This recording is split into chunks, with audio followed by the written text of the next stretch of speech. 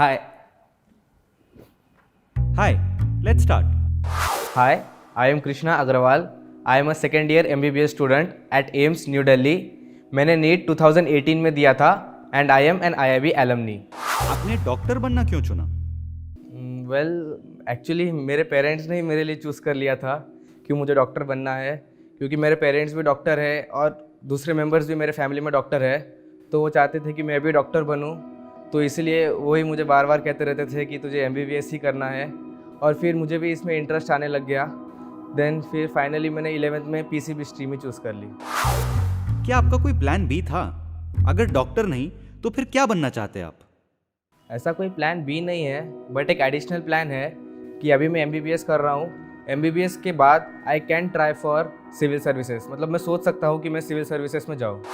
IIB में आपका सबसे मजेदार दिन या पल कौन सा था? फनी सर, ऐसा तो हाँ बोल सकते हैं एक बार कि हम बहुत सारे बच्चे क्लास छोड़कर चले गए थे, मतलब बंक कर दिया था। और हाँ, एक और बार हाँ कि यही था, अप्रैल मई का महीना था, IPL चलता था, तो पीछे बैठ के मैच देख रहे थे, तब भी बहुत गालियाँ पड़ी थी। पेरेंट्स को भी बुलाया और बहुत डांट पड़ी तब। उस वक्त तो बिल्कुल फ़नी नहीं था, उस वक्त तो बहुत ज़्यादा डर गए थे। तो अभी सोचकर थोड़ा सा फ़नी लगता है, बट वो टाइम पे तो बिल्कुल फ़नी नहीं था। अगर आपका बस चले तो नीट के सिलेबस से आप कौन सा चैप्टर हटाना चाहेंगे और क्यों? अगर मेरा बस चले कि मैं कुछ चैप्टर्स हटा सकूँ, तो फिर मैं इकोलॉजी का जो सेक्शन है लास्ट में, बायोलॉजी के 12th स्टैंडर्ड के NCERT में, वो हटा दूंगा, क्योंकि अभी उसका कोई रेलेवेंस हमें लगता नहीं है MBBS स्टडीज़ में, और उसमें ऐसा कोई कंसेप्ट नहीं होता है। सिर्फ हमें जो कुछ भी इंफॉर्मेशन दिया हुआ है वो पूरा रटना होता है, और उसके एक्स्ट्रा पॉइंट्स भी बहुत ज़्यादा थे, तो इसलिए फिर हमारा जो इंटरेस्ट था वो और भी कम हो गया था उन चैप्टर्स को लेकर। आईआईबी में नीट की तैयारी और अब एमबीबीएस की पढ़ाई, इन दोनों में आपको क्या फ़र्क नज़र आता है?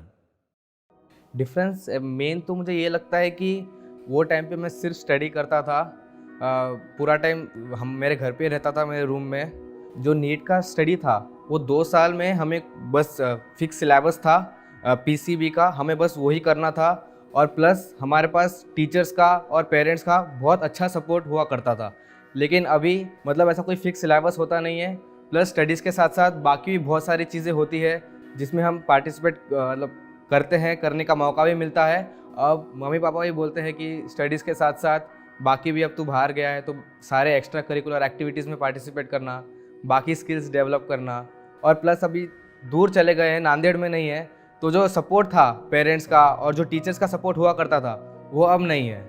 तो फिर मुझे यही लगता है कि वो स्टडीज़ जो है अब MBBS की स्टडीज़ ज़्यादा डिफ़िकल्ट है, क्योंकि सपोर्ट कम है और सिलेबस भी बहुत ज़्यादा है, और हमारे पास करने के लिए बहुत सारी चीज़ें हैं। तो जो स्टडीज़ को जो टाइम हुआ करता था और जो मेरी सिंसियरिटी हुआ करती थी स्टडीज़ के लिए, वो शायद अभी थोड़ी सी कम हो गई है। आईआईबी में 11th और 12th की पढ़ाई के दौरान और अब एमबीबीएस की पढ़ाई करते हुए वो कौन से दिन थे जो सबसे ज़्यादा मुश्किल थे? ऐसा हुआ था कि नीट की एग्ज़ाम थी कुछ 6 मई को, और उसके कुछ 2-3 वीक्स पहले जो हमारे राउंड्स होते थे, उसमें मुझे अचानक से एक बार बहुत ही कम स्कोर आ गया था। मतलब मैं एक्सपेक्ट करता था कि मुझे 670 675 तक आ जाएंगे, उसमें कुछ 540 550 तक ही आ गया था। तो तब मतलब मेरे लिए भी बहुत शॉकिंग था और बहुत डिप्रेसिंग था कि यार ऐसा कैसे हो गया, अब अगर ऐसा हो गया तो आगे अब मेरा कुछ और प्रोग्रेशन कुछ हो पाएगा क्या। प्लस उसमें मेरा रैंक भी बहुत नीचे चले गया था, जो लिस्ट लगती थी रैंक्स के हिसाब से, तो वो बस मेरे लिए बहुत ज़्यादा टफ मोमेंट था। नीट के बाद का ही ज़्यादा टफ है, उसमें सिर्फ पढ़ाई होती थी, सिर्फ अच्छा रैंक लाना था।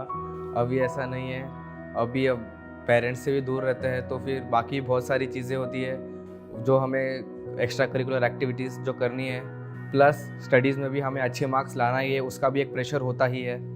सो ऑफ कोर्स नीट के बाद की लाइफ ही ज़्यादा टफ है। आपके जूनियर्स जो नीट के लिए प्रिपेयर कर रहे हैं, क्या आप उनसे कुछ कहना चाहेंगे? लंबा बहुत आगे की मत सोचो, जो आपका इमीडिएट डिफ़िकल्टी है, जो आपकी इमीडिएट स्टेप है, उसी के बारे में सोचो, क्योंकि डिफ़िकल्टीज़ तो पूरे लाइफ में ही रहनी है, डिफ़िकल्टीज़ बढ़नी ही है। तो जो अभी आपको एकदम इमीडिएट जो आपकी डिफ़िकल्टी है, जैसे अभी आप 11th-12th की प्रिपरेशन, नीट की प्रिपरेशन कर रहे हो, तो आपके लिए सबसे बड़ी डिफ़िकल्टी नीट है, तो उसी को सबसे अच्छा करने की कोशिश करो, उसमें अपना बेस्ट देने की कोशिश करो। फिर उसके बाद में जब आप MBBS कॉलेज में लग जाओगे, और जो भी नई डिफ़िकल्टीज़ आएंगी, तो आप उसी हिसाब से एडजस्ट हो जाओगे। एम्स के एंट्रेंस एग्जाम की तैयारी आपने कैसे की?